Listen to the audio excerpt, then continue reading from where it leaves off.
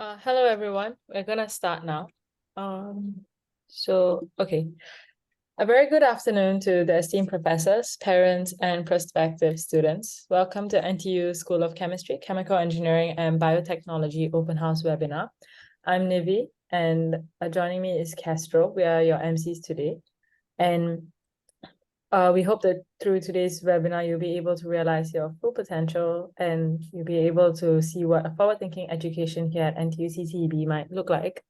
I'll be passing over the time to Castro, who will take you through the big portion of this webinar. Thank you. Thank you, Nivi.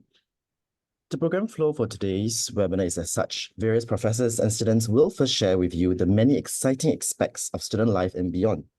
Finally, we will end the webinar off with a much-awaited Q&A session. So if you have any questions, do hold to the end of the webinar. Without further ado, we are honored to have Dr. Sumot Pulakat, Associate Chair for Academics, as well as Associate Professor Raymond Lau, Assistant Chair for Academics, here with us today to share with you guys more about our interdisciplinary and industry-relevant programs here at NTU CCEB.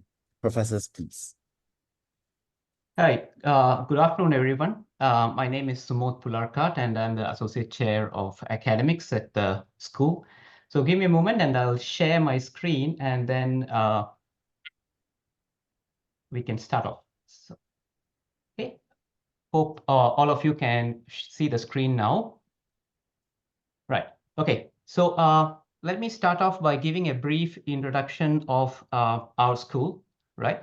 So we are, in some ways, we are a new school in NTU because in 2022, we were formed by the merger of two existing academic units. So as you can see on the screen, we are formed by the merger of the School of Chemical and Biomolecular Engineering and also the school, the Division of Chemistry and Biological Chemistry. Okay, so we are unique in the sense in the university landscape in Singapore that we are an interdisciplinary academic unit which offers programs which are both under the College of Engineering as well as programs under the College of Science. Okay, so I'll give you a brief overview of the programs and the key highlights of the programs. I will not go through the details of the individual courses in the programs and all, because all that information you can get from our website. All right. Okay. So let me on. Okay. Okay. So these are the multidisciplinary programs that we offer in our school. We have 3 direct honors degree programs. The first one is bioengineering, which is known by the acronym BIE. Then we have chemical and biomolecular engineering, also known as CBE, and chemistry and biological chemistry, known by the university course program acronym as CHEM. Okay. So under these 3 programs, we offer a variety of options. What we offer is, of course, the single degree in any of these 3 programs. While you're doing that, you also have the option of doing what we call a minor in a different area, a completely different area. I'll talk about that in a while. We also have a double degree program in chemical and biomolecular engineering, along with a degree in economics. So you get 2 degrees, an engineering degree in chemical and biomolecular engineering and 1 in economics. And then we have a variety of second major programs. I will go through some of these second major programs later on. We also have some scholars programs called the CNI and Premier Scholars Program, details of which you can find in the NTU website. Okay, and the engineering programs that are offered in our school also offers the option of doing a specialization. So while you're doing a single degree, you can also do a specialization in a specific area. So the 2 areas that are offered are the advanced pharmaceutical manufacturing, as well as intellectual property related. Okay, so let me go through some of the usual questions that students have. So one usual question that students have is, what's the difference between chemistry and chemical engineering? Okay, so this is something that a lot of students have and are confused about. So to give a brief overview, chemists basically who graduate with a degree in chemistry, they are involved in the developing and synthesizing of new molecules and modification of existing molecules, right? So they synthesize new molecules or modify existing molecules, and then they analyze the property, the physical and the chemical properties of these molecules. And they are also extensively involved in the preliminary application part of these molecules in various fields. Okay. Compared to that, chemical engineers, who often work hand in hand with chemists, by the way. So chemical engineers focus on turning these molecules and these ideas and discoveries in the area of chemical science into useful products that are attainable. So for example, most work in the area of chemical engineering falls into the design, construction, and operation of chemical plants and machinery.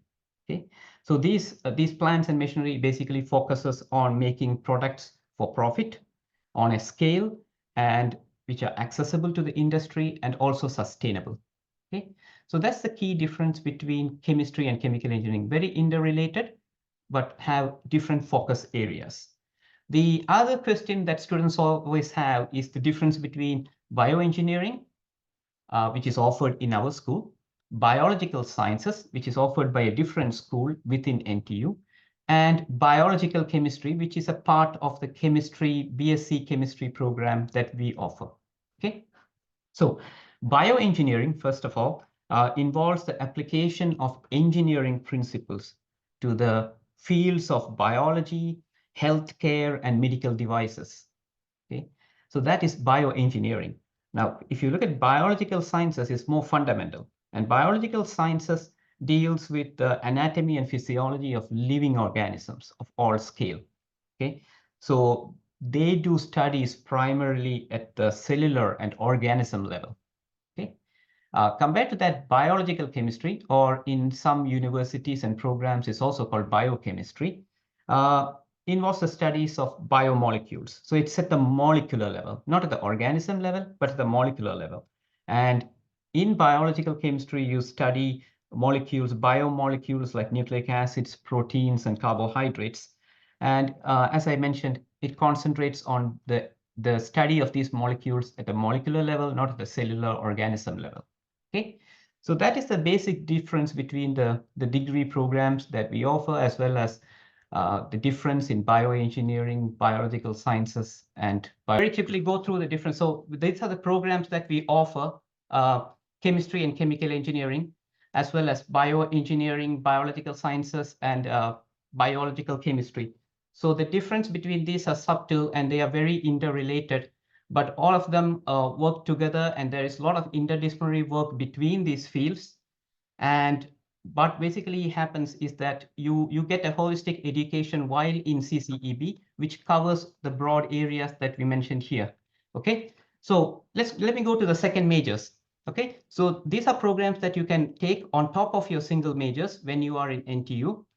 And we have a variety of second majors. So what happens is that on top of your single major courses, if you take a certain amount of extra courses, then you can fulfill the requirements of a second major.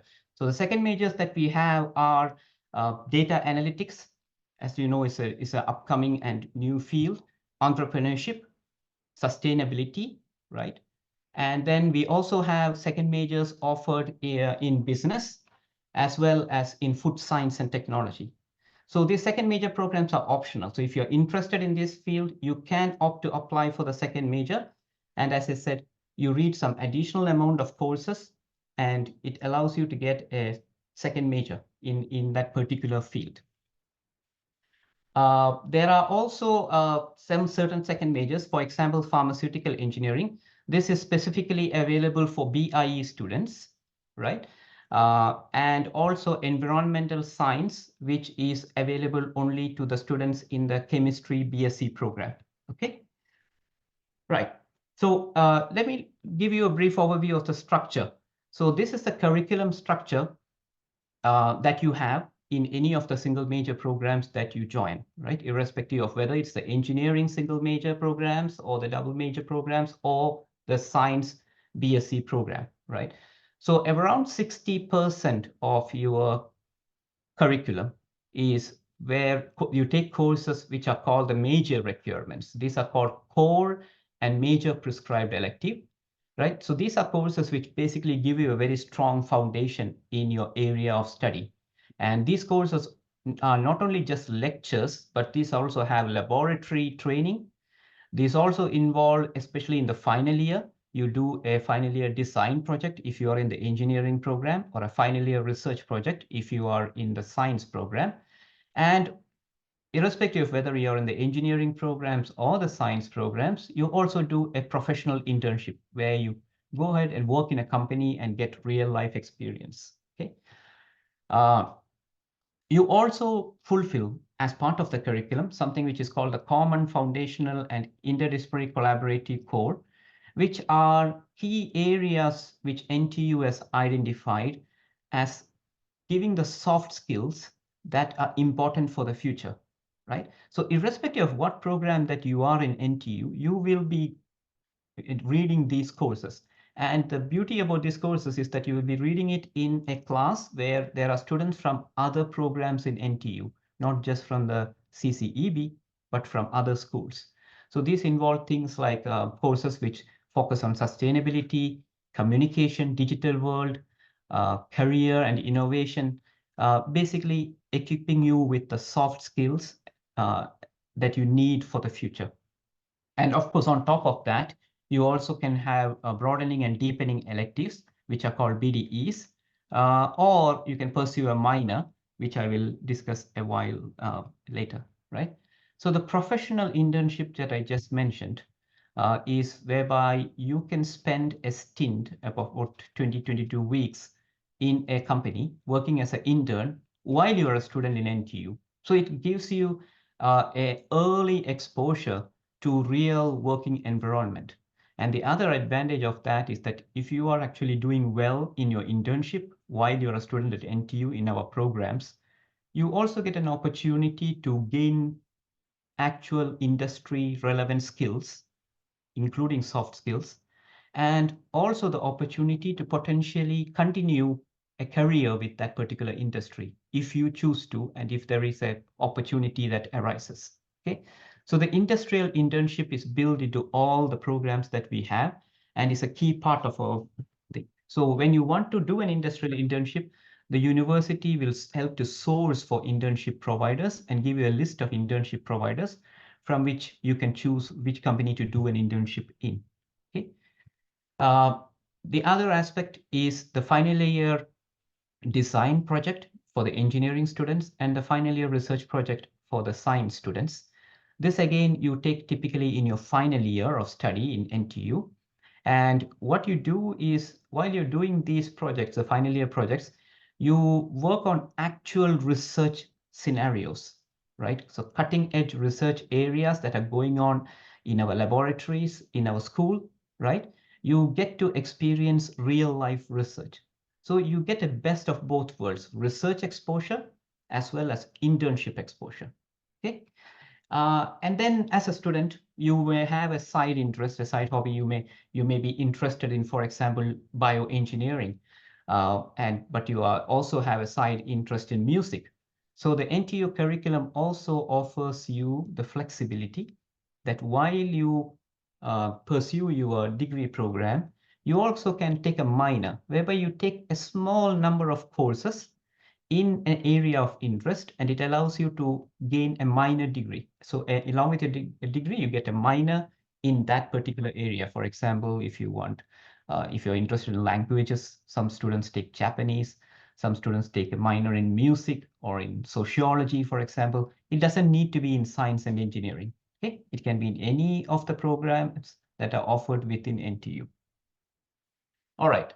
Another key part of our curriculum is the international exchange, where again, if you are interested, we provide you the opportunity to do exchange. So there are several kinds of exchange programs that you can immerse yourself in. One is called our GEM Discoverer, which are the exchange program, which you go for a short period between your academic years. Or you can go for a GEM Explorer, where you spend a whole semester in overseas universities. And the good thing about this exchange programs is that courses that you take in the overseas universities, you can transfer the credits for that courses over to your NTU program and use it to fulfill some of the credits for your NTU program. Okay. There's also an option to do it internally within Singapore, where you can go for a exchange program to any other university in Singapore. Okay. So this is also very popular, and you can see the list of some of the universities where our students go for exchange, top universities internationally. So while you are doing your NTU program, you also get the opportunity to have this exposure. Okay. Now, one of the key things that always students are keen about is that the employment statistics. So this is data from the Graduate Employment Survey. So as always, this Graduate Employment Survey data fluctuates from year to year depending on the industry and employment situation overall in Singapore. But these are the key data for our program. So the Chemical and Biomolecular Engineering program, the employment rate, as you can see, is around 92%, and that's the gross mean salary. And for BIE, it's around 86%, and the gross salary, as you can see, right? And for the chemistry program, the overall employment rate is around 80%, and then the mean salary is around 3,900. But this is mean and employment data, okay? All right. Okay, now let's look at where our students go after graduation, right? So chemistry program, these are the top industry sectors where our students usually go: pharmaceutical and biological products manufacturing, research and development across private and government sectors, public administration, chemical manufacturing, fine chemicals, for example, and electronics and materials. And the top occupations of our graduates from our program in chemistry and biological chemistry are chemists, research officers, quality control engineers, life science professionals, and so on. And on your bottom right of the screen, you can see the top employers of the chemistry students from our chemistry program. Okay, so if you go to BIE, these are the top 5 industry sectors: medical and precision instrumentation, as you can, it's aligned with the degree program, pharmaceutical and biological products manufacturing, healthcare, okay, significant amount, and scientific research and development again, right? And the top occupations are as biomedical engineers, medical and pathology lab techs, and research officers, okay? And employers for the bioengineering program are the ones that you see there. You can see NTU there because of 2 reasons. One is that NTU has a lot of research institutes and industry collaboration labs within our campus. We also have a significant number of our students also choose to work as a research staff. Okay. The other thing is that some of our students also go for higher studies, and they choose and prefer to join with us for their PhD, for example, right? So all 3 programs, this is also happening, that our students stay on either in one of the institutes within campus or for a postgraduate program with us. Okay.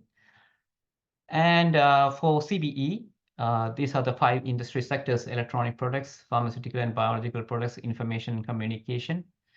And the top job occupations, as you would expect, is as product engineers and as chemical engineers, manufacturing engineers, and also as research officers. And these are the global employers. You can see the top companies like Micron, Novartis, MSD, and Global Foundries. And again, yeah, we have the case scenario of our students joining back with us in various roles. Universities always have a ranking done by various international agencies, and different rankings take care of different parameters. So these are the results from some of the recent rankings, the 2023 QS World Ranking, right? So you can see that in the QS World Ranking for Engineering and Technology, NTU is actually ranked 14th, which is quite high. You can see the kind of universities that are there on above and below. and the ranking of 14 internationally in engineering and technology is, for a young university like NTU, relatively young, is really commendable. And for chemical engineering, the NTU ranking is 10, and you can see the kind of universities again which are ranked just above. So this shows the quality of the chemical engineering program that we offer. And for chemistry, we are ranked 11th. So you can see that these rankings, of course, fluctuate from year to year, but you can see that we are really in the top notch, among the top notch universities worldwide. Okay. There are also other ranking agencies called the US News, which ranks our chemistry program at number 3 in the world, and chemical engineering at number 6. There's also a ranking done by an organization called the Shanghai ranking, which puts chemical engineering at 19 worldwide and chemistry at 12 worldwide. Okay. So that with that, I end my session. I know there was a short break. Apologies for the technical issue. I hope it gave an overview of the academic program. Later on at the question and answer session, myself and Professor Raymond Lau, we head the academic team at the school. We'll be happy to answer your questions if you have any regarding the academic programs. Okay. With that, I will stop my presentation and thank you all for your attention. Thank you.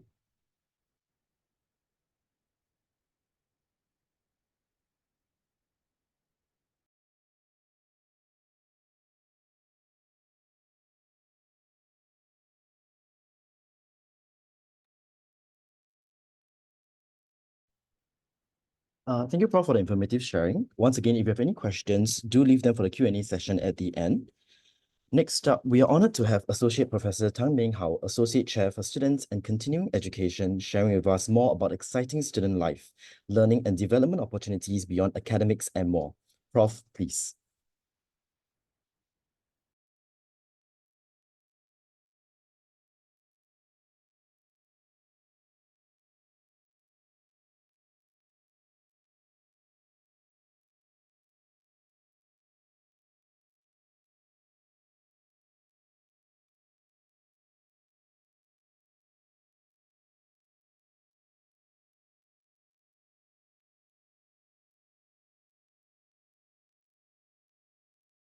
Hello, everyone. Can you see the full screen? Yes, can see, Prof. Okay, that's great. Okay. So hopefully my computer doesn't hang because this PowerPoint is 650 megabytes. So I'm just going to go through some of our student life activities and so on in our in CCEB. So as Sumon has already mentioned, we are a relatively new school, 1.5 years old. So we were formed from the merger of chemistry with the engineering side. So previously, the engineering side was chemical engineering and bioengineering. So that we became one school. And one of the questions that we frequently get asked is, why did this merger actually happen? And that's because it's becoming, increasingly clear that, it's getting quite difficult to separate what exactly is basic science and what exactly is engineering. And that's because a lot of, fundamental scientists, like chemists, physicists, and so on, they are also actively thinking about how do they translate their, lab findings, into something that's bigger so that they can have an impact on society.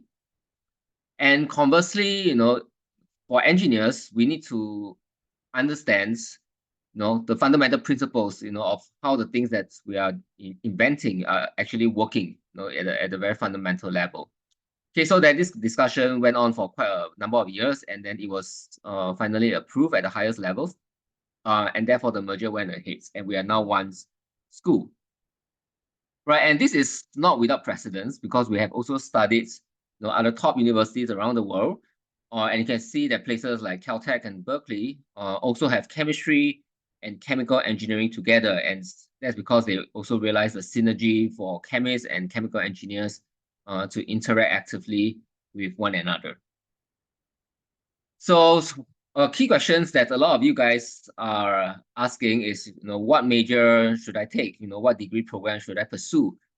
so as to maximize, my employment chances and so on, right? Where does my future lie, right? So that's one good place to turn to will be the multiple industry transformation maps that the Ministry of Trade and Industry has released a few years ago. And if you were to look at all these industry transformation maps, you'll quickly realize that a lot of the things that are projected to be up and coming and very important for our economy are actually areas where our graduates are very well poised, okay, to make a tremendous impact on. Okay, so going from from healthcare, right, quite obviously because we just went through the pandemic, to food manufacturing, which is very important now because Singapore has set a target of producing 30% of our foods locally by 2030. So that's a very big area now. And to energy and chemicals, right? And we are not just talking about traditional energy and chemicals, but also talking about things like clean energy, renewable energy, alternative sustainable ways of manufacturing chemicals and so on. So then this industry is also booming as well. So then this is where our CCEB graduates are really very well poised for the future. And also, if you were to look at our Jurong Island, right? So I'm sure we all know Jurong Island is where traditionally you have all the oil and gas companies and so on. And Jurong Island also is transforming itself, okay, into an area where they are producing sustainable products. Okay, so they are also realizing that it's important to reduce carbon emissions and so on. So Jurong Island itself is also undergoing a tremendous transformation. Okay, so there's a lot of opportunities in this energy and chemical space for our graduates. And then this is just a slide to highlight to you the growth in the pharma and biotech industry sectors. So you can see that various vaccines and biotech companies from BioNTech to Hulamin Labs to GenScripts and many more that I'm not showing on this slide. They have all set up manufacturing plants in Singapore, and there are many jobs that are opening up for our graduates as well in the biomanufacturing space. And we are actively trying to engage with industry, and then also to invite our alumni back to give talks and to make sure that we are in tune with what is the up and coming trends. Okay, so then we try to bring our students on industry trips, and we frequently consult industry partners on the curriculum and so on, so that we stay relevant to the needs of the society. And then if you were to look ahead, what you will quickly realize also is that there are many global challenges. Okay, so it's these are three major global challenges that I'm sure many of you are familiar with, ranging from climate change, to increasing amount of pollutions and degradation of our environments, to rapidly growing demands for food and energy. So there's all these very important challenges that are facing us today. And obviously, we need to come up with innovative solutions to address all these challenges. And here are some examples to highlight the fact. So I'm sure many of you are familiar with meatless burgers like Impossible Burger. You have milkless ice cream, alternative foods. So there's this new wave of animal-free products that's rapidly coming to our dining table. And then another example is chocolates. Right, so I'm sure many of us love to eat chocolates, but if nothing is done to mitigate climate change, the cacao plants where we use to produce chocolates is predicted to go extinct by 2050 due to climate change. So then the Mars company is teaming up with a bunch of very well-known researchers in Berkeley to actually engineer cacao plants, cacao trees. They are resistant to disease and can grow better, under increasing temperatures and more adverse environmental conditions. Okay, so this is some of the industry efforts that are ongoing in the food space. And then also in the energy space, there's also a lot of efforts ongoing as well. So here you can the example in the middle is where ExxonMobil is collaborating with this company called Synthetic Genomics. Okay, to make use of algae strains as an alternative source of fuel. Okay, so there's a lot of effort in looking into clean fuel and renewable energy sources and so on. So then, needless to say, our faculty are at the cutting edge, at the forefront of scientific research. So in this and the next two slides, I've highlighted a few examples. Okay, so here at the top, you can see, Mary, showcasing her special smart food packaging. That's actually is also infused with, antimicrobial peptides. So that's if you use her food wrapping, you can actually store things like strawberries for a longer period of time. At the bottom, we have, Professor William Chen, who is a food expert, at upcycling food waste. So here, he has, take durian husks. Some of us love to eat durians, but, we throw away the husk. Okay, so then he can take this husk and then, upcycle them into antibacterial gel bandages. Okay, and then here, in the next slides, we have, chemists who are also, working very hard to come up with innovative solutions. So at the top, we have Chun Hong, who has developed new ways of synthesizing sulfur-based drugs, okay, which can potentially lead to new therapies. And at the bottom, we have Hansen's, who has developed a new catalyst that make use of sunlight to convert plastic waste into valuable chemicals. And here on the third slide, we will have another two examples. At the top, we have Chen Peng, who has invented a skin patch with lots of microneedles that can deliver drugs directly to the fat under the skin. So it's basically like a skin patch for drug delivery. And at the bottom, we have a young up-and-coming, assistant professor, Tram, who has a startup company called Formosite Therapeutics, which is working on developing, methods to encapsulate pancreatic beta cells so that they will not be attacked by your body's immune cells. So this is a potential treatment for diabetes. Okay, so I can go on and on. We have so many examples of this, but the overall message is that our faculty are really at the forefront of scientific research, and we encourage our undergraduate students to participate actively in many of these exciting research projects. And we also hold, regular students, professors mingle sessions, so that students are not afraid of professors, so that we can get to know one another as one big happy family in CCEB. And then in our school, we take particular efforts to support our students in pursuing their interests. Okay, so we have multiple student-led initiatives in our school, from makerspace, biomakerspace, food waste conversion, Zymergy Guilds, and several others as well. So just a few slides on all these different student activities. So here is on the makerspace, where we have several state-of-the-art 3D printers, which the students are free to use to build or print whatever they like. So here you can see, 2 years ago, we have some students who have made use of 3D printing to develop a rapid diagnostic test kits for COVID. Okay, and then this student activity also regularly hold workshops, okay, on 3D printing, additive manufacturing, and so on, okay, for the overall larger undergraduate population. Okay, and then we also have a group of students who are very interested in big data and data analytics and so on. Okay, so then they regularly hold programming workshops for the undergraduates in our school. Okay, and sometimes they were tied up with industry to work on real world problem statements. All right, and then here we have another student activity, which is food waste conversions, focusing quite a lot on black soldier flies. Okay, so one very interesting thing about black soldier flies is that the larvae, as you can see at the bottom, is a voracious eater. So it chomps down, food that is 10 times its body weight.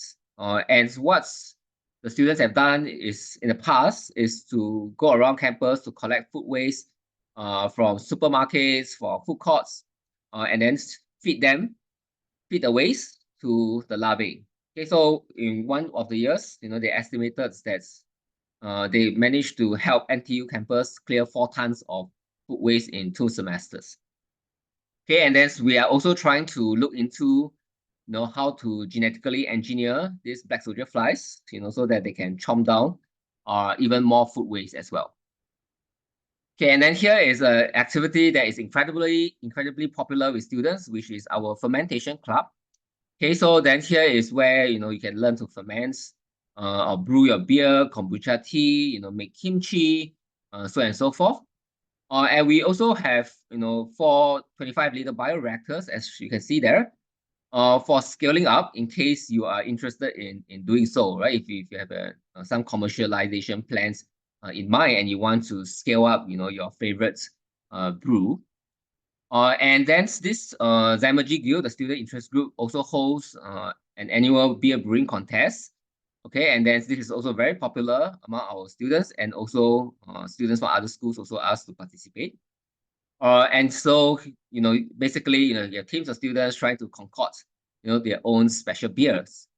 And then we often bring in industry judges to come and sample the students' creations, and they will sponsor the prizes. And then when I ask the industry people, why do they even bother coming down to be the judge? Because it takes time. And then they actually candidly reply to say that they're happy to do so because they get to find potentially new flavors that they can bring back to their restaurant and so on. So they are very happy to come and check us out, okay, to see whether they can find anything interesting to bring back with them. And then we also try to hold competitions to stimulate our students' creativity. So in the past few years, we have been holding these chemical competitions where students have to build vehicles that are powered by chemical reactions, okay, not by batteries, but by chemical reactions, okay, to transport some cargo from one place to another. So this competition has been ongoing for many years and it's been sponsored by Micron. But this year we are planning to revamp this competition to make it more relevant to the present day. And then, of course, we also have the biomaker space, and that's where students get to engineer living cells, modify enzymes, improve enzyme properties, and we send these students to the IGM synthetic biology competitions, which is a very big project competitions that's hundreds of universities from around the world come to compete in to showcase different synthetic biology projects, and I believe we have presentations by the students after this, so I'll let them share more about this competition with you later. Okay, and then as mentioned earlier by Sumot, there are many opportunities for students to go overseas. So it is NTU's philosophy that we want our students to have a global outlook. So there are multiple tie-ups between NTU and overseas universities and many different mechanisms in place for students to go on overseas exchange.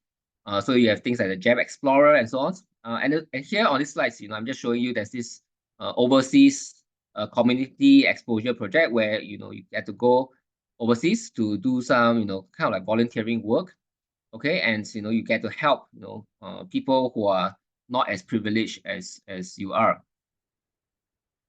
And then, of course, we have every school in NTU has a school club, okay, and we are no different. We have a CCEB club, and the committee is voted in by students, and they hold all sorts of activities for students. And I believe the club also has a sharing session after this, so I will let them share more with you later. Okay, and then in our school, we have our own student lounge where students can come in and relax, chill, make friends, okay? And basically, find a place where they can, feel comfortable and feel at home and be with friends. Okay, so then we hope that, the 4 years of undergraduate education also in our school is not just about studying, and taking courses and, coming out with a degree, but rather we hope that you get to make long-lasting friendships. So we have orientation programs, and very often, I see that students remain as friends throughout the 4 years, and even after they graduate, they still keep in touch. So we hope that many of you will make long-lasting friendships in our school. And last but not least, we are, of course, here to support you on your undergraduate journey. Okay, so then we have peer tutoring programs for those who might require a bit more help. So this is actually quite a popular program where we actually get the stronger students to tutor the weaker students. Okay, so then it's kind of so that the stronger students are actually very familiar with the materials and they can help their juniors to master the course material. So we have this peer tutoring program that's in place to make sure that no students is left behind. And we also have very active student care support. So we have in school, in our own school, a pastoral care manager who helps to take care of all sorts of issues that students may encounter over the course of the undergraduate journey. So not just academic issues, but that there are other things like emotional issues. Some students may face family problems, so on and so forth. So we are here for you. And we encourage students who are facing issues to come to us for help. So we have this pastoral care manager in our school as well. Okay, so that's all I have to share with you. So please feel free to reach out to us if you have any questions. So the email is below. That we are on all the various social media platforms. And we hope that you will come and join us and embark on this very exciting undergraduate journey with us. Shown up there is our NTU mascots, but we also have a school mascot, which I believe the CCEB club will also share with you after this. Okay, so happy to take questions after all the presentations are over.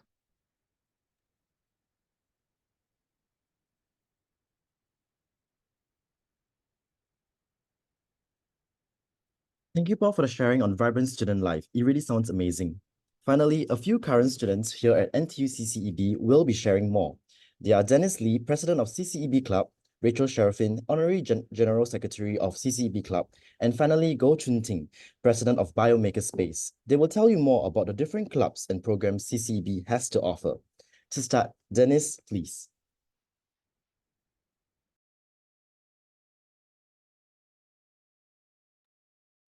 Okay.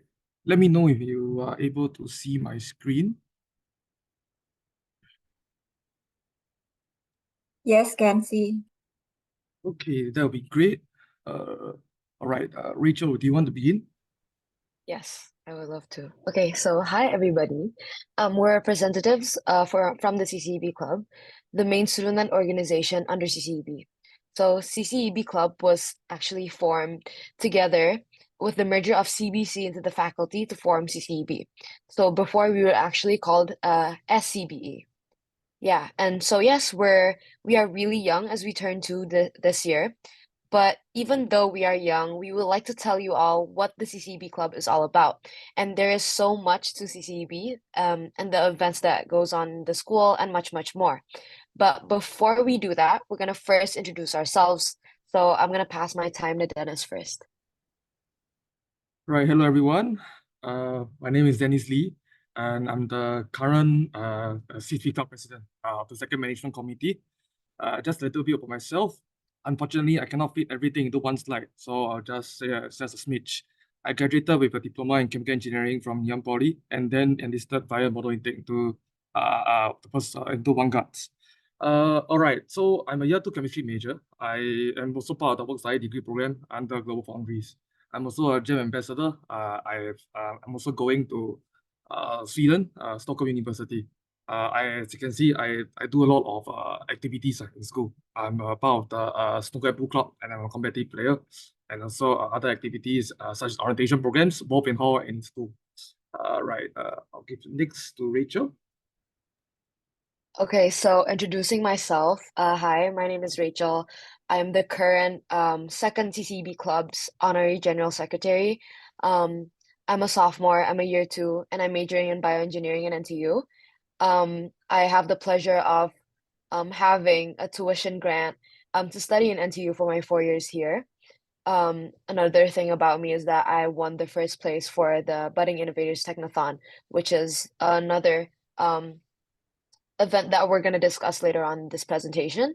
I'm also under the Eureka program as an undergraduate researcher under Professor Ciaran Lim's lab, and I'm currently undergoing a GEM Explore student exchange program. So I'm not in Singapore right now. I'm in the US. I'm in the University of Wisconsin-Madison. So it's like 1 a.m. right now here. Just a fun fact.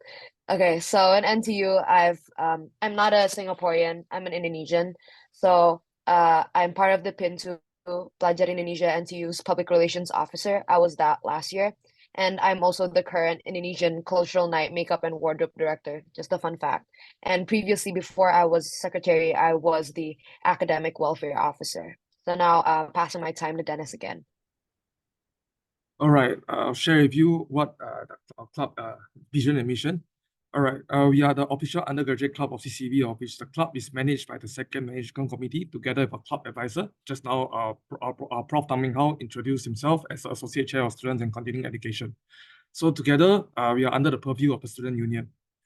All right, as the CCEB committee, we are dedicated to fostering a strong sense of community and unity among students in chemistry, chemical engineering, and bioengineering as well. Our goal is to create a strong, supportive environment that encourages collaboration and innovation across all three majors and disciplines. Together, we aim to unlock new opportunities and build a vibrant, inclusive community where every student can thrive. You can join us in shaping a truly unified CCEB where we can explore possibilities and achieve success together as one CCEB. All right, Rachel. Okay, so now I'm going to be explaining the committee structure of what the CCEB club looks like right now. So this year's CCEB club committee consists over like 200 CCEB students from our 3 courses. So we have Chemical and Biomolecular Engineering, CBE, Bioengineering, which is me, and Chemistry and Biological Chemistry, CBC, or the course Dennis is in right now. And the CCEB club is governed by the president, Dennis, followed by 2 vice presidents in student life and communications, the honorary general secretary, me, the financial controller, and the student union representative. And then we have 7 divisions following from academic welfare, social, sports, publicity and publications, business management, logistics, and clan as well. And yeah, it's a pretty diverse division. So we really do cover everything about student life in CCEB. Then we have main committees, which are governing those divisions, and subcommittees that make up those divisions. So overall, we have around 200 students. Yeah. So passing my time to Dennis again. All right. Although the club actually manages conducts executes a lot of activities and events as well. But I'll be running through just a few, give or take 4 to 5 events as compared to the 20 to 30 events that runs throughout the semester, both semesters. All right. As shown over here, this is the Inter-School Games, which is actually a university-wide sports event held annually for all undergraduate students studying at NTU. So this is to actually celebrate NTU's student sports excellence. Right. So there's a total of actually 16 faculties participating in inter-school games, where CCEB is one of the competing faculties as well. This is also to strengthen unity among students from various schools at NTU and the spirit of friendship and sportsmanship. So this year, there are a total of 12 sports where CCEB participated in all of them. As shown over here, captain's ball, badminton, and snooker as well. These are some of the sports that have done well by CCEB's students as well. Over here, Avogadro's Day. So I'm sure that many of you find the term Avogadro very familiar, where Avogadro's constant is actually 6.02 to the 10 to the power negative of 23. So actually, we took this term, and because we feel like this term is actually very often used in chemistry settings, so why not make it a fun memory instead of Avogadro always bringing up memories of pain while you study for your finals, for your midterms. So we made Avogadro. We decided to come out with this flagship event, where Avogadro's Day is a one-day flagship event of CCEB, where students come together to have fun and connect. So the theme is actually avocado related. There's a wordplay on avocado and Avogadro. Yeah, and there will be many fun hands-on workshops, such as making guacamole, and also other photo booths, and booths to enjoy food booths, game booths as well. So there's also our annual freshman orientation program. This time it's called Elysian. So this is a 4-day transitional and orientation program to help ease freshmen entering NTU, to help get them accustomed to campus and tertiary life. So during this program, all matriculated CCEB students will be sorted into clans. This is a house system of sorts in CCEB, so as to foster a sense of belonging and identity in CCEB. So this is actually referred just now by my Honorary General Secretary, Rachel, where our clan system is actually established. So there's actually 6 clans in CCEB, where you'll be where you might be part of us, one of them, when you come and join us. Right, Rachel? Okay, now moving on to the exam welfare packs. So what is an exam welfare pack? So it's like a little care package that is given to students around exam time, which happens, once a semester, to help like take the edge off the stress and keep like spirits and morale up. So it's actually prepared by our logistics and business management team through sponsorships and deals with external vendors outside of CCEB and outside of NTU. And so there will be a day held 1 or 2 weeks before the exam starts, where CCEB students can collect their free EWP or exam welfare pack in the CCEB building. So think of it as like a mini survival kit for like the final stretch of the semester. So inside you get like free mix of goodies designed to fuel the student study sessions and give them like a bit of a break too from studying. There's usually like snacks and drinks and a myriad of like CCB themed like study supplies and health supplies as well. And sometimes during these events you could see like our mascot. We have a mascot. Her name is Becky. So like and like she just roams around and like helps boost student morale. So yeah, again, this event happens once every semester and it's really fun to like see all the CCEB students just come and like bond over this event. Yeah. So that's for exam welfare pack. Okay, moving on. Okay, as I mentioned previously, I actually participated in this event, as you can see from the picture on the right. So what is the Budding Innovators Technathon? It's also shortened as BIT.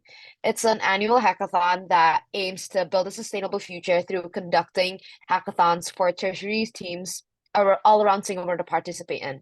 So last year we had 19 teams, not only from NTU, but like from like JC and Poly and other tertiary institutions, participating in 7 different categories that include clean drinking water, food waste processing, recycling e-waste, clean energy generation, sustainable farming, and ocean-borne litter removal. And solutions were pitched. They were shortlisted and presented at the grand finals in the CCEB Carnival. So yes, coincidentally, I was also part of last year's winning team, where we proposed an ocean-borne litter removal solution using dicarboxylic acid nanocellulose to like coagulate and flocculate microplastics and textile wastewater located in Southeast Asia, more specifically Indonesia. So yeah, that's it for BIT. Moving on. One thing I've learned from my time in NTU so far is that great things happen when like-minded individuals come together, united under a shared mission and one goal in mind. Create a stronger, more vibrant, inclusive community. This makes up the CCEB student body, as we believe that this will achieve the vision of unity. The vision of CCEB together, CCEB strong, one CCEB. I hope this gives you all some insight into what student life in CCEB can be more all about. Hope you'll join us, especially Becky over here, as one CCEB family. All right, that's all from CCEB Club.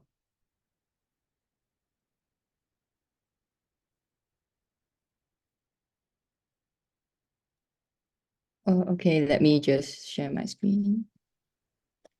Okay, can you guys see my screen? Yes. Okay, so hi everyone, my name is Chun Ting. So I will be talking about one interest group in CCEB, which is the biomaker space, and also about iGEM, which is the competition mentioned by Prof. Tan just now. So before I start, let me do a short introduction about myself. So my name is Chun Ting, and I'm currently a bioengineering student with a second major in food science and technology. And I'm year 4 now, so I'm also doing my final year project under Prof. Chu Xingyan.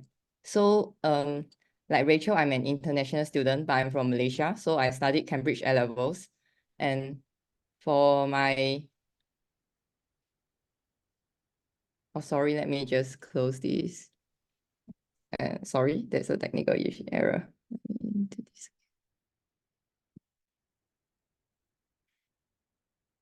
Okay. I'm also the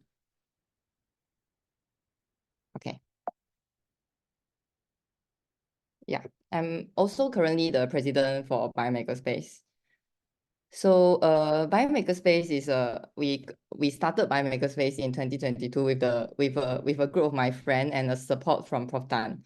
So we did the goal of creating Biomakerspace is to provide a platform for undergraduates, particularly those without or with limited or no prior research experience, to explore research in synthetic biology. So currently we are a relatively new interest group. So we mostly conduct workshop teaching some laboratory techniques like PCR, colony PCR, gel electrophoresis, and gel extraction.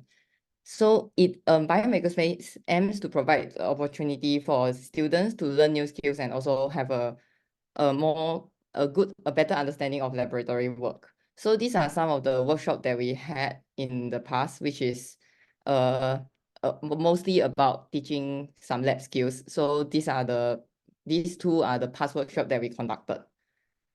So this is the most recent workshop that we did last year in around August and around September or October 2023. So this is a flow of our workshop. So we teach the participant. This workshop targets not only CCEB students. We also had JC students joining the workshop. So the workshop this workshop teaches how to do colony PCR and also run gel and also view the gel band to understand the size of the DNA fragments. So firstly, we teach them how to pick the colonies from the plate, and then we did PCR. And while waiting for PCR, which takes about 1 hour, we had members from iGEM, the iGEM 2020, NTU iGEM 2023 team to tell them about our iGEM project and also about what iGEM is about and also synthetic biology in general. So here you can see is our lab manual. So after the info session, we went back to the lab, and then they were able to see the bands from the gel, and then we teach them how to determine the size of the different DNA fragments. So here you can see a group photo of one of our workshops. So this is an Instagram account for NTU Biomakerspace. You can follow our account to know more about Biomakerspace. So now I'll be talking about iGEM. So this photo was taken in Paris last year, where we went to Paris for the Grand Jamboree with Prof. Tan. So iGEM stands for International Genetically Engineered Machine Competition. So it's a worldwide synthetic biology competition. So our team name last year for iGEM is called Prime Explore. So our title is to optimize and express prime editing in stem cells, bacteria, and yeast, which you can search our website, which we have a website for iGEM, and you can know more about our project. So iGEM is a very valuable opportunity for us to actually learn about new lab skills like molecular cloning and a lot of other experiments. And also it gave me a better understanding of molecular and cell biology. And from this experience, I also learned a lot of how to analyze the data I obtained from experiments and also presentation, because we also need to present our project and all those things in the Grand Jamboree in Paris. So this is a photo collage I made for the iGEM trip last year. So this is our group photo on the stage, and this is when Prof. Tan bought us a very nice dinner in Paris. And this is our booth in the exhibition, where people can come and ask us questions. As you can see here, there are teams from all over the world coming to our booth to ask us about our project, and also we get to visit and know about other people's project.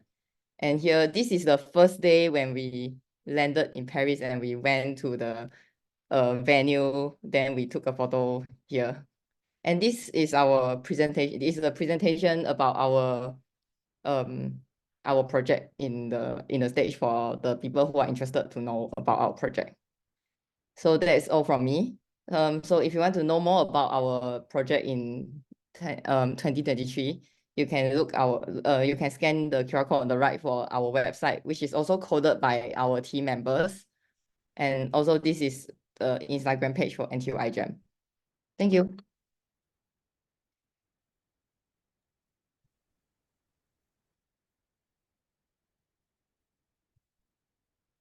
Thank you so much to all the professors and students for once again for a wonderful sharing. I will now hand over the time to my fellow MCs for the Q&A segment.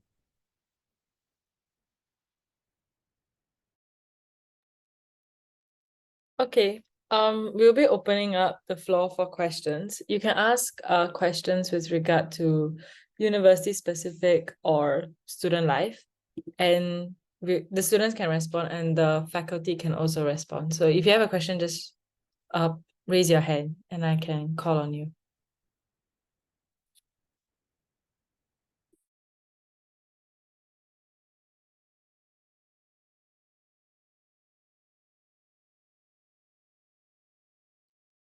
Or if you'd like, you can just unmute and say, you can just unmute and ask your questions if you have any.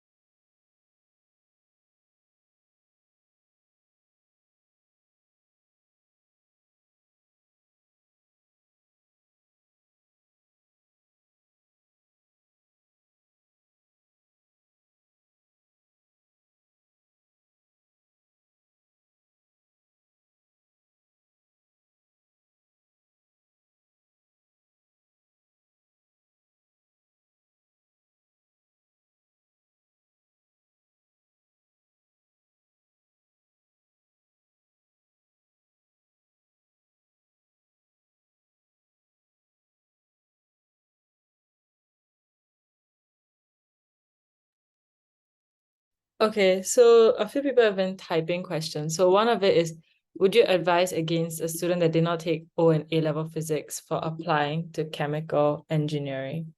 So if there's any faculty that want to address this question, you can go for it, or the students can take it as well. So maybe I can answer this based on my opinion, and then if there are other students who actually experience this, they can chip in as well. So my name is Raymond. So I do teach chemical engineering courses. So for the questions about whether physics is important, so one thing is physics knowledge is indeed important for all engineering courses. But then whether you have physics background is probably not so important. Since about 2 years ago, actually we have removed this physics requirement in the admission. But instead, physics would be a required course in year 1. So if you don't have any prior knowledge in physics, you can catch up in your year 1 semester 1 with our physics course.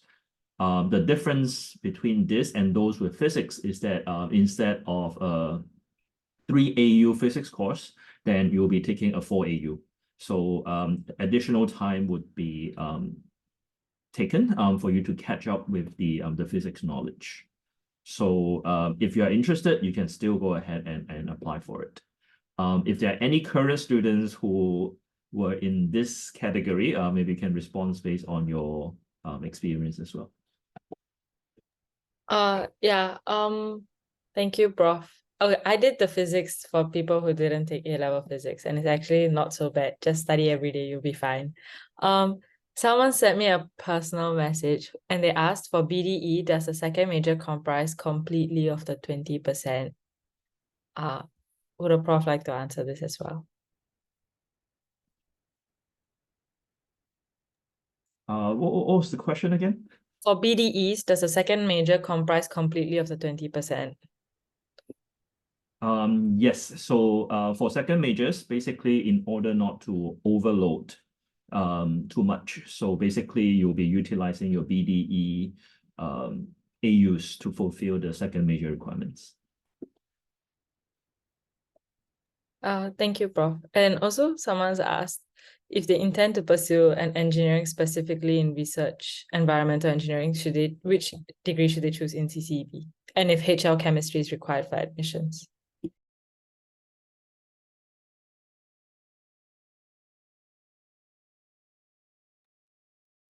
Okay, I guess I'll answer that as well. Or Sumo can come in afterwards. So if you're talking about environmental engineering, and particularly in terms of research, essentially both chemistry or chemical engineering would be fine. For undergraduate level, you'll be learning different aspects. So based on what Sumut has shared early on, talking about environmental engineering. So if you're talking about waste treatment, you may be developing new formulas or new solutions to, let's say, heavy metal removals. Then in that case, it would be more chemistry related. But once this formula has been developed, then how do we incorporate it? Because in terms of an industrial process, we are not going to do it in a beaker or in a bucket, but instead we're going to be doing it in a very large plant facilities. We are talking about thousands of tons of fluids. So in this case, how do we make sure that the new chemicals that you have developed can be dispersed evenly and to work in a similar manner as you develop in the lab? Then that would require chemical engineering knowledges. So I think in the end, it's what you would intend to achieve in your research and what area you want to target for. Then you can use that to choose the kind of major you wanted to take. Yeah, just to add on to what Raymond mentioned just now. So if you're interested in environmental engineering and related fields, the other option is also that we have a second major in sustainability, which is currently offered across NTU, and as a CCEB student, irrespective of your degree, you can take that second major as an option. For the chemistry program, we also have a second major with the Asian School of Environment. So those options are always open. Yeah, thank you. There are quite a few questions in the direct chat and through me to my direct messages about how they can exempt certain courses in their first semesters, and also for international students, what the requirements to gain admissions are like. In terms of exemptions, actually we'll be sending out emails within the first 2 weeks of the first semester. And then if you feel that you can get some of your exemptions of the subjects, then you can reply to those emails. We do have certain requirements. So, and particularly if you are, I guess, depending on whether you are doing the IB programs or A levels, then we have different requirements, or even polytechnics. So certain cases we will have to evaluate on a case-by-case basis. But I guess the short answer is within the first 2 weeks, you'll receive email from us regarding exemptions.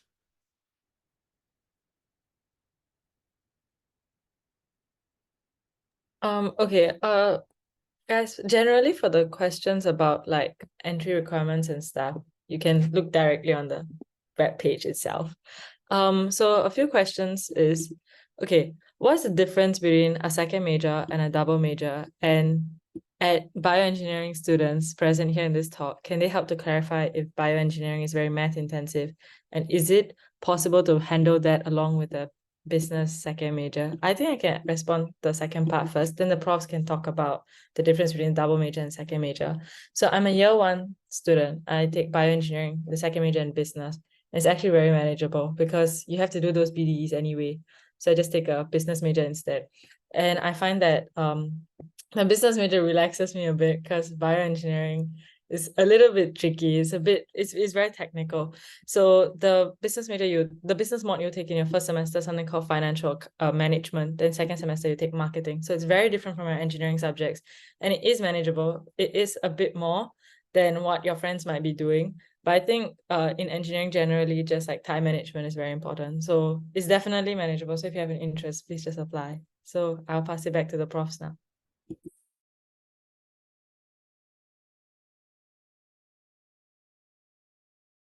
Yeah, so just to elaborate on the question about so what we offer is not a double major, but a double degree program, and that is in engineering, chemical engineering and economics.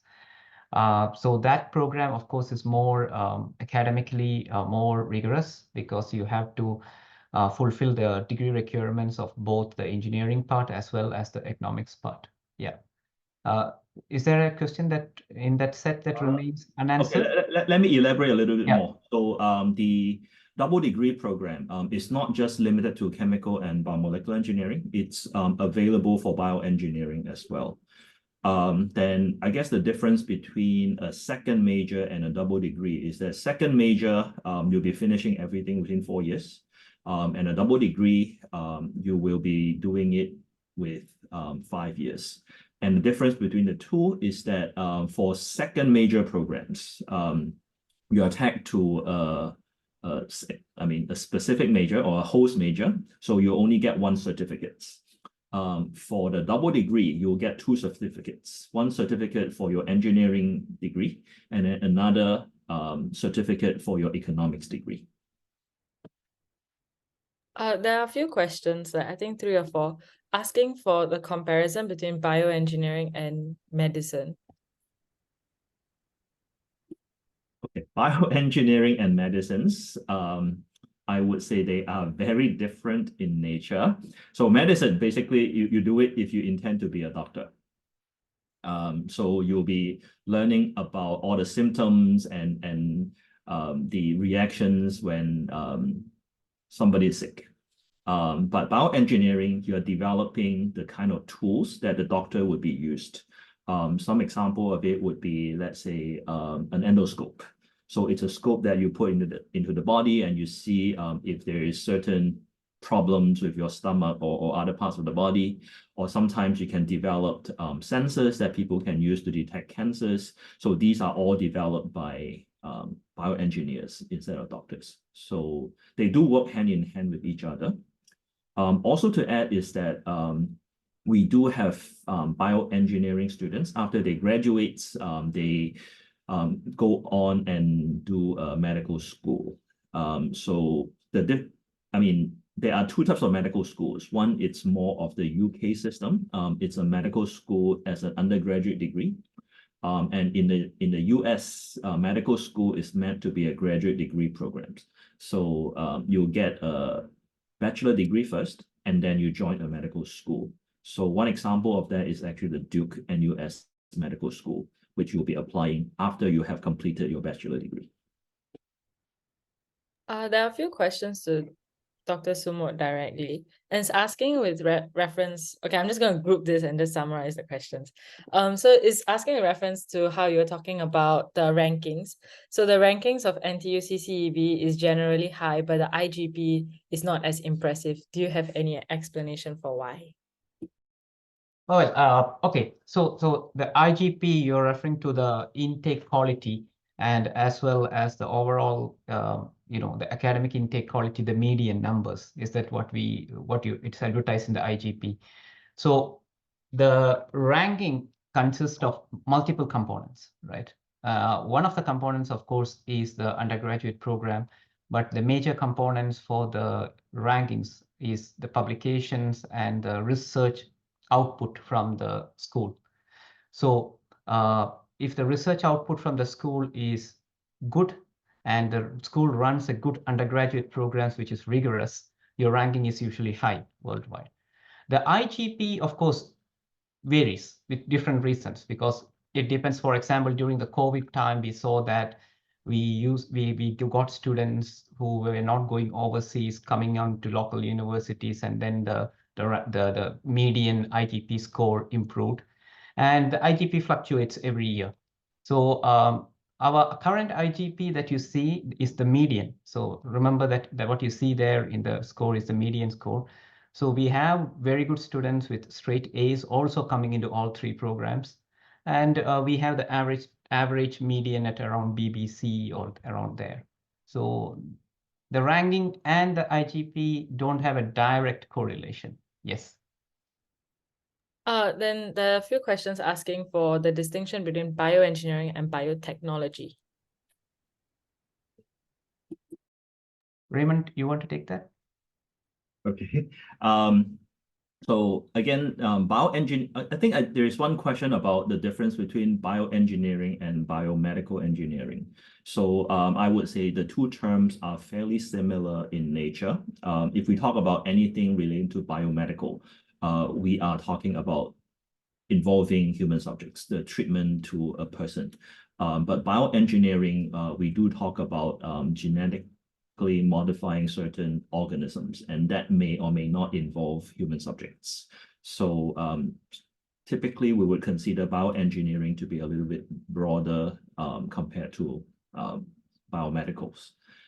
Now, the difference between bioengineering and biotechnology.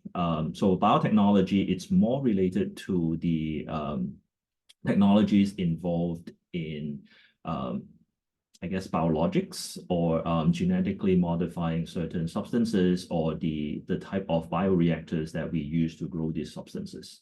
So it does have some similarities in nature, but not entirely the same.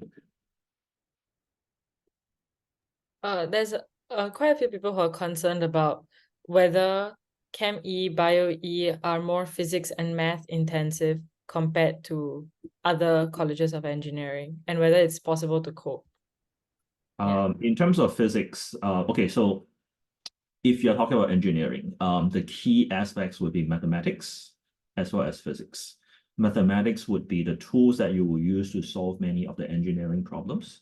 Physics is more of understanding the principles behind all these applications. And in terms of all engineerings, it would be fairly similar. Okay, with the exception of computer engineering, you probably don't need a lot of physics, but any other engineerings, material science, electrical engineering, mechanical engineering, civil engineering, you do need quite a fair bit of mathematics and physics. But when we talk about physics, it's not so much about applying the equations, about optics, about forces and so on, but it's more of really understanding the physical behavior. So just for example, gravity is always acting downwards and then buoyancy is acting upwards. So these will be some of the physical understanding you need to have. And that essentially is applicable to many of the various applications that we use among engineering. So you do learn physics if you don't have any background in year one, but afterwards, in the subsequent courses, basically you'll be expanding these physics knowledge in the various courses, which you'll be learning as well.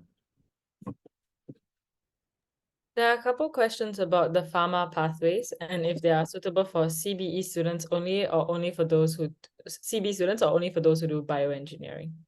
Okay, the pharmaceutical engineering is only applicable for bioengineering, mainly because when we talk about pharmaceutical engineering, we are referring to the manufacturing of pharmaceutical products. So in the slides that we showed earlier on, we mentioned that Singapore actually is housing 8 of the top 10 pharmaceutical companies that has their manufacturing processes, and actually all of them are in the Tuas area. So when we manufacture pharmaceutical products, one of the key aspects is separations. We want to make sure that the drugs that are made would be of a certain purity. So many of the chemical engineering knowledges are actually applied. So chemical engineers would already be known to have acquired these knowledges. So you don't need another specific second major to mention about pharmaceutical engineering. Okay, a couple more questions and then I think we can wrap this up. There are a few student life questions. I think Dennis, you can answer them. I think if Dennis is still here. Dennis. Hi. Yeah, okay. So there are a few questions asking about whether it's difficult to manage the workload of an engineering degree with student life. Okay.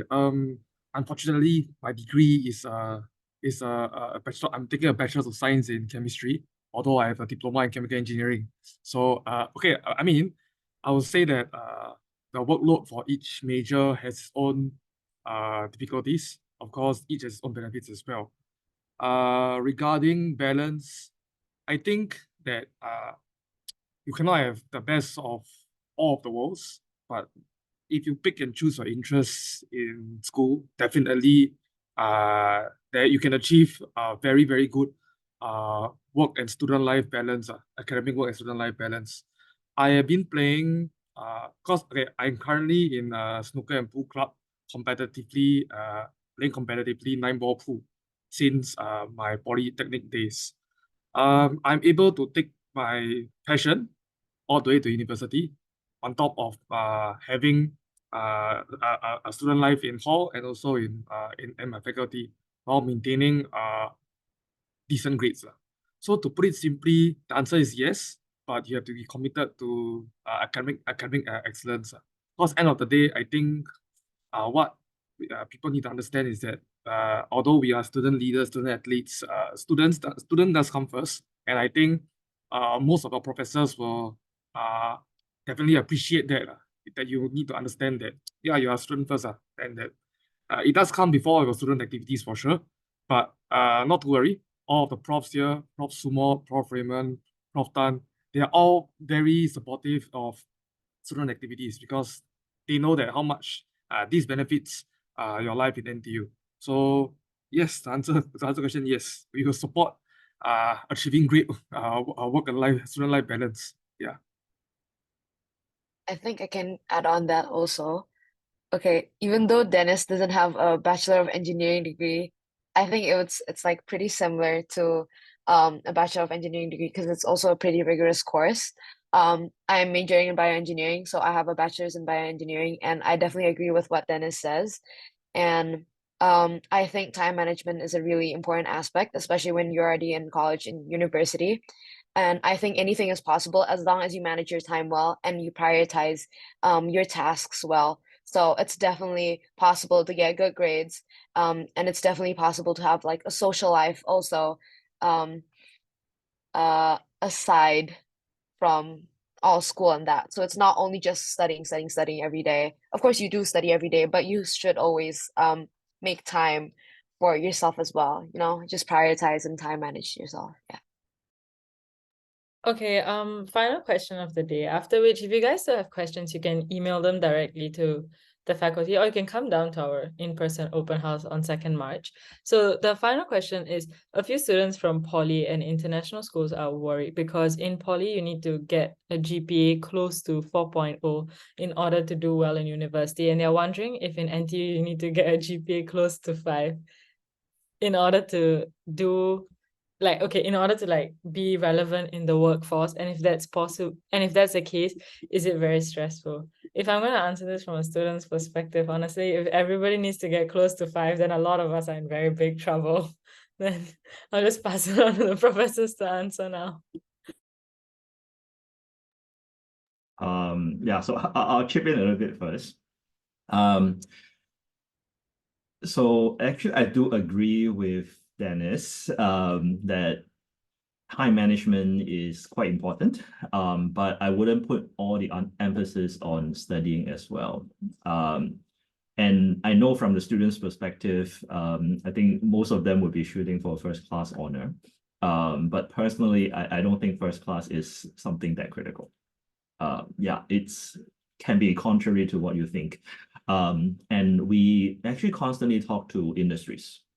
So what the industries are looking for is not exactly on the top GPAs. So a lot of time they would look at personalities and the kind of leaderships qualities that you have, which is why we actually spend quite a fair bit of time to get the students to do a lot of the student activities, how you organize activities, how do you communicate among yourself or even communicate with external parties. And these are some of the traits that the companies would be looking for. But of course, that would be under the condition that the company would assume you have already achieved a certain understanding of the knowledge in your degree. But other than that, a lot of things that you'll be doing, you actually would have to relearn anyway. But now back to about perfect GPA in poly. You don't need a perfect GPA, but you do need a fairly good GPA to come. But after you come to the university, I do encourage you to change your mindsets. Okay, mostly for engineers. For engineering, you are there to solve problems. And solving problems means you may or may not have a standard solution around.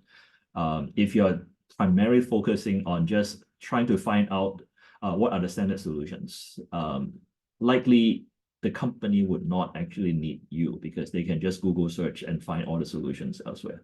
So what is important is be able to develop your own solutions, be it on coursework or be it on certain projects.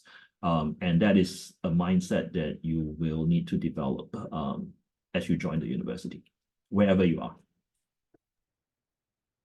Yeah, just to add on to what Raymond said, yeah. So also the other thing is that during your period in university, which is 4 years, it's an opportunity for you to develop as a person, not just your score sheet in your grades for your courses, but also how you interact with others and work together in projects and presentations and stuff like that, right? So there's a lot of opportunity for personal growth during your 4 years. So like Raymond correctly said, the focus should not solely be on academic performance alone. You have to also make sure that you develop as a person, you gain experience. For example, things like an internship, it teaches you real life, how you deal with real life problems, or a research project that you would take during the period. So these are skills that are unique opportunities in the universities, which makes you a more well-rounded person. Not all employers will look at your individual course grades or your CGPA, not all, right? They also interview you, right? And when they interview you, how you present yourself, how you can put across your ideas, these things are also important. So yeah, the focus on academics is important, but the balance and make sure that you, during the 4 years, you develop as a person. Yeah. I'd like to add on as well, just to further elaborate on Prof. Suma's and Prof. Raymond's point. I also did share that I'm also under the work study degree program in CCEB. I think I'm the only one for now in the entire call of 1,700 students. Just to share, grades they do matter a little bit, but they only get your foot through the door. End of the day, a degree is all. I'm not saying that to downplay grades, but grades do tell you what you need to learn. Need to know while you're at a company. But excellence-wise, in excellence-wise, the company does appreciate it. But however, you do not need it. You don't need to be like always going for like I must always go for an A+ or an A. At the same time, you sacrifice your own well-being, your own mental well-being, your own physical well-being. If this is what this drives you to sacrifice all of this, then I think maybe it's better to take a step back and relax, because there's so much more to university life than just good grades. I'm also in the work study degree program, and I can definitely say that grades do not matter 100% all the way. They do appreciate good grades as well, but it only gets your foot through the door. It does not value add once your career progression as you move along your career. I have a diploma in chemical engineering, but yet I can transit to disciplines like chemistry and also pharmaceutical engineering, as I did work in those industries before. And out of the 3 companies I've worked in so far, I can definitely say that grades really do not matter as much as you think. So do not worry so much. Come at NTU and do enjoy yourself as much as you can, because once you graduate, I can safely say that you will definitely remember the memories more as compared to while you are working mundanely for the next 20 to 30 years. Yeah. Okay, so there are lots of questions.